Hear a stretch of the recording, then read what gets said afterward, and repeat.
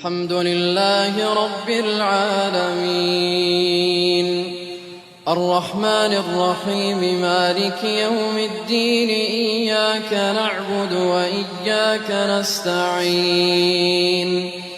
اهدنا الصراط المستقيم صراط الذين أنعمت عليهم غير المغضوب عليهم ولا الضالين.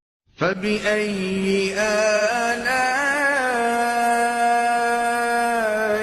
ربكما تكذبان